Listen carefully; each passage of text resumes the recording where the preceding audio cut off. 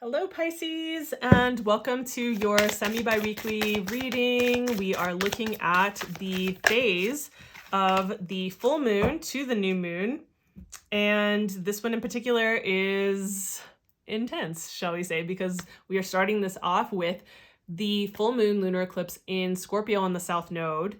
And that is definitely a period of releasing and letting go and intensity and a lot of emotion. I talk about that in my recent monthly videos. I'm not really going to go into the astrology very much here because I'm trying to keep these short and sweet. And I just released all of this information in videos like literally just a few days ago. I keep getting this card here. Just a few days ago. So like all of that information is in the May videos for Pisces. So you can just, I'll have it up on the screen later in this video and you can just click over there and it has timestamps. So you can just go skip ahead to the part where I'm talking about the astrology to just make it super simple. But I do recommend watching that because I feel like it's important to have some understanding of what's occurring during this period of time, during this lunar eclipse that is happening. So interestingly enough, we have, so we're looking at the themes, right? So this first card, we're looking at the themes that are coming up for you during this period of time from the full moon lunar eclipse, right? Which is on May 5th to the new moon, right? So for this period of time, I find it really interesting because the lunar eclipse is the bookend of this first eclipse season, right? We have a second eclipse season happening in the fall later this year. But this started out with an eclipse that was a solar eclipse on the north node, right? So I feel strongly that this is pointing you back to how this all began during the solar eclipse, right? And if you're not sure when that was, you can look back to when the last new moon was.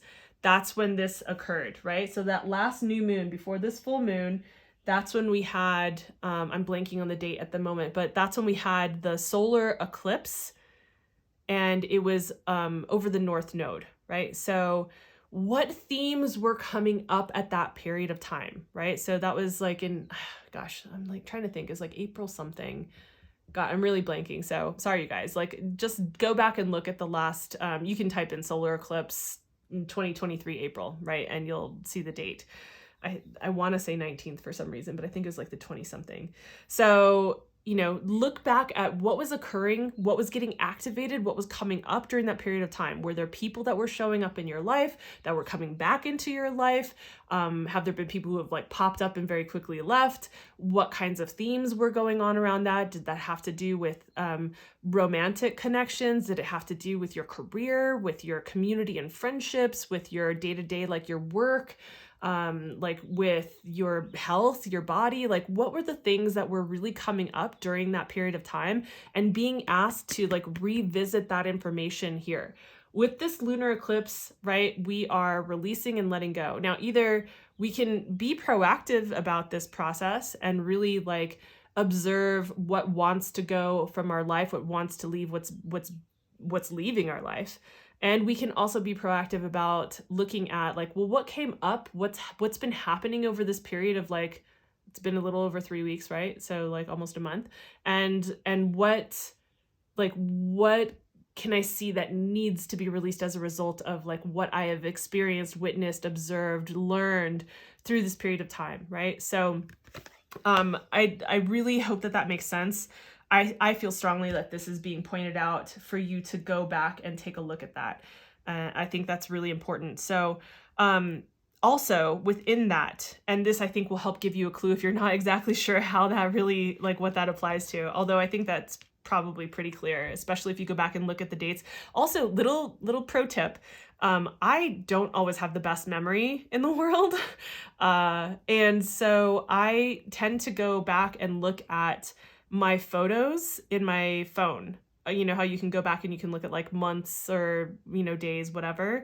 years. And so go back to look at that date, like around the days surrounding that solar eclipse, like before, like right before, during, and then like right after, and for this time period.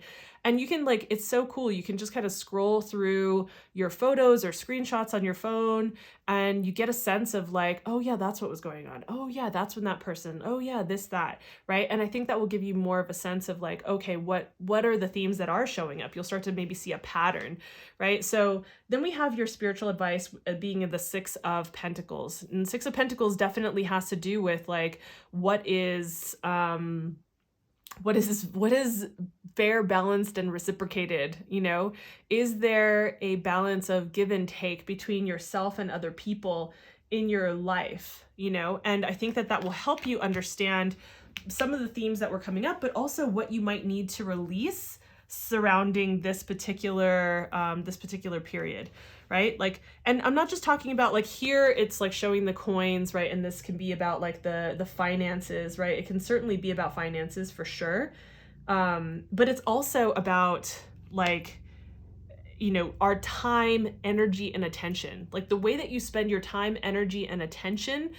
Are there relationships in your life, friendships, family, you know, lover, whatever, where like you're either in a position where it's like you're over giving to the point of like it's too much, or you're just like you're taking, and you're not balancing this out with like making sure that you reciprocate and that you balance out other people's needs, other people's feelings and wants and desires as well.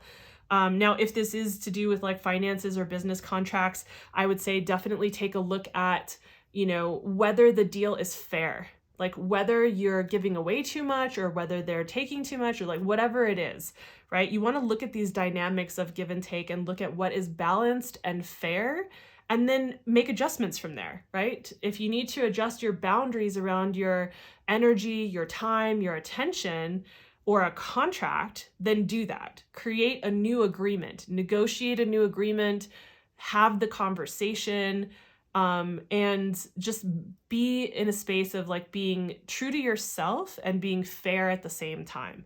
So I feel like that message feels definitely very specific for certain Pisces rising, Pisces sun signs. Obviously, it's a collective reading. It's not going to hit for every single Pisces out there every single time that we do these collective readings. So if this particular message doesn't feel like it's because it feels more specific, if it's not exactly your reading where you resonate with this and you're watching this as your sun sign, go watch your rising sign. I mean, the best way is to get like a personal reading, like a one-to-one. I have readings for that down below in the description box, but hopefully this is helpful for you and gives you some insight. Like I said, get the bigger picture. I would say just pop over and look at the Pisces May reading and just like skip ahead to that. If you don't want to watch the reading in its entirety and you just want to watch like the astrology portion, just like hop on over and watch a few minutes of that so you get like more of the full picture with this. So hopefully this was helpful. If it was and you got some insight from this, please consider giving it a like and subscribing, maybe sharing.